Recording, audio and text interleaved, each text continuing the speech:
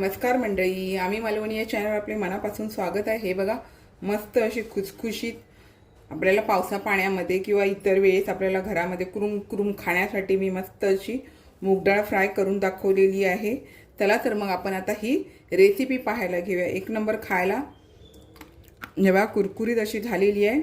आपण पण नक्की करा घरच्या घरी आपल्या तुमच्या मुलांना असं टिफिनमध्ये पण थोडंसं चपाती भाजी बरोबर थोड्याशा अशा काही गोष्टी करून तुम्ही दिल्या तरी ती मुलं आवडीने खातील। चला तर मग रेसिपी पाहूया।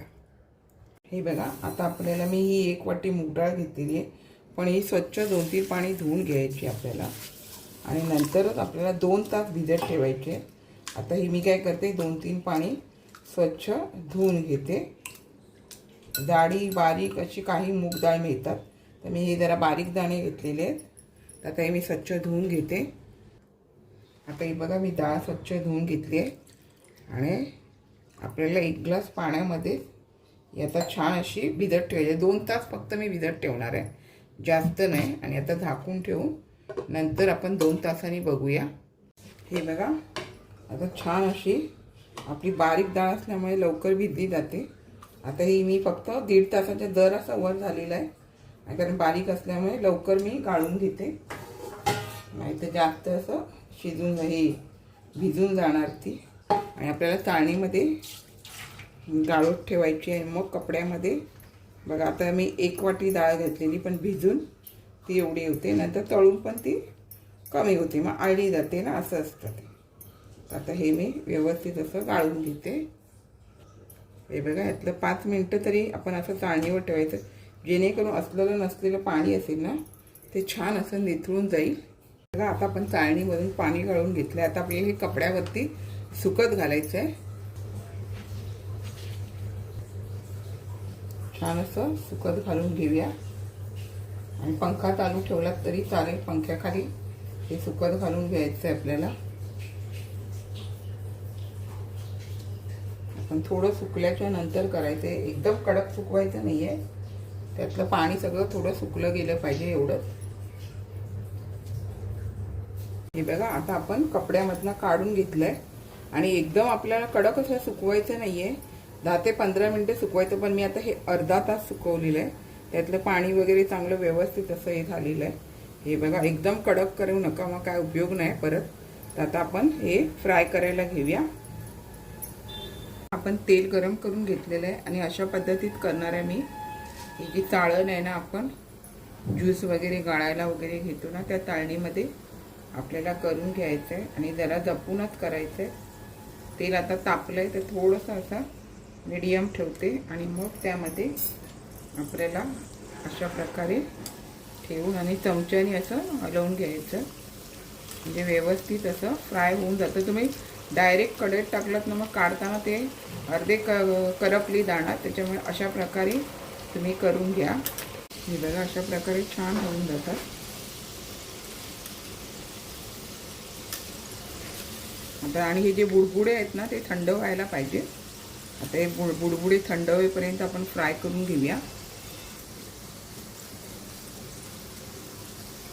हे बघा, बऱ्यापैकी आपले फ्राय झाले आणि तेलामध्ये ही डाळ कशी थंड होऊन जाते। आणि आता आपल्याला ही काढून घ्यायची आहे, तेल गाळून व्यवस्थित आपल्याला काढून घ्यायची आहे ताटामध्ये। हे बघा, अशा तऱ्हेने मी ही ताटात काढून घेतली आहे आणि बाकीची पण असंच करायची आहे। हे बघा, बरोबर 2 मूठ घ्यायचे, म्हणजे कसं आपल्याला परफेक्ट प्रमाण माहीत पडतं।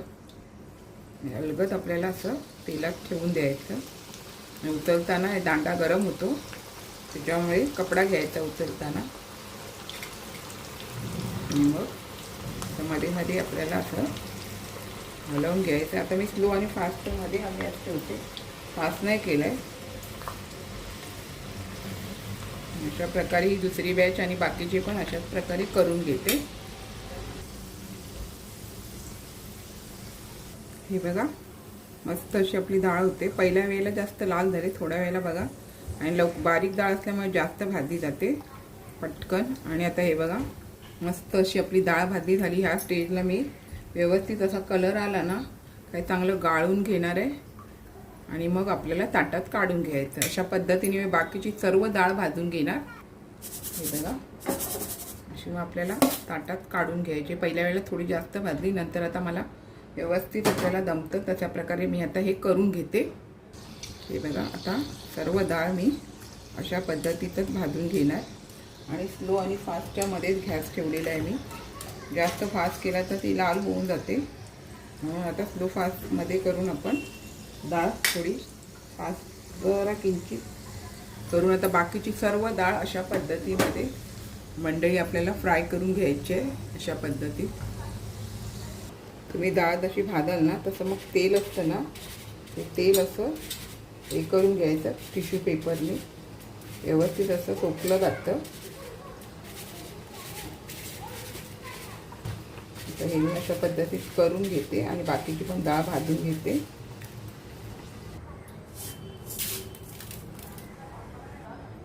हे बघा, अशा पद्धतीमध्ये आपण सर्व डाळ फ्राय करून घ्यायचं आणि टिश्यू पेपरने आपल्याला तेल असं सुकवून घ्यायचं आहे. बघा, सुकतं ते टिश्यू पेपरने. आता मी अशी सर्व फ्राय करून घेते. बघा, मी आता सर्व डाळ ही मूग डाळ फ्राय करून घेतली आणि मी जसं जसं करत होती ना तसं तसं टिश्यू पेपरने हे तेल आहे ना ते काढून घेतलं. त्याच्यामुळे बघा आता तेल जास्त अजिबात राहिलेलं नाही आहे, कारण तुम्ही जर नंतर काढायला गेलात ना तर तेल ते ह्याच्यामध्ये जास्त मुरून जातं. त्याच्यामुळे जसं जसं तुम्ही कराल ना तसं तसं टिश्यू पेपरने तेल काढून घ्यायचं आणि मस्तपैकी अशी बघा मूग डाळ होते आणि खायला पण एकदम कुरकुरीत झाली आहे. उपवास असेल ना, उपवासाला पण मूग डाळ खातात. आता त्यासाठी मी काय करणार आहे, फक्त यामध्ये मीठाचा वापर करणार आहे. तर हे बघा, हे संदेव मीठ घेतलेलं आहे, थोडंच घेतलेलं आहे, जास्त खारट करणार नाही आहे आणि थोडंसं असं आपल्याला एकजीव करून घ्यायचं आहे. जर तुम्ही उपवासाला वगैरे नसेल खात तर तुम्ही त्याच्यामध्ये चाट मसाला, लाल तिखट मसाला वापरलात तरी चालेल. हे बघा, छान असं आपली ही मूग डाळ तयार झालेली आहे. घरच्या घरी खायला मस्तपैकी. तुम्ही एवढंसं जरी घ्यायला गेलात तरी किंमत भरपूर आहे. तुम्ही बाजारात विचारू शकता, महाग पडतं. मग घरातल्या घरात तुम्हाला असं मस्त होऊन जातं खायला आणि आपल्याला तेल पण ह्यामधलं काढून टाकता येतं टिश्यू पेपरने. त्याच्यामुळे व्यवस्थित अशी खळखळीत होऊन जाते. तर आपण पण नक्की अशा प्रकारे करा. हे बघा मंडळी, छान असते मी आपणास मूग डाळ फ्राय करून दाखवलेली आहे. अशाच नवनवीन रेसिपी किंवा इतर व्हिडिओसहित मी आपणास कायम भेटतच असते. आपण माझ्या चॅनलला लाईक, शेअर, सबस्क्राईब, हाईप करायला विसरू नका. चला तर आता इथेच थांबते. मस्त खा आणि स्वस्त राहा. आपण माझे व्हिडिओ पूर्ण पाहता त्याबद्दल मनापासून खूप खूप धन्यवाद.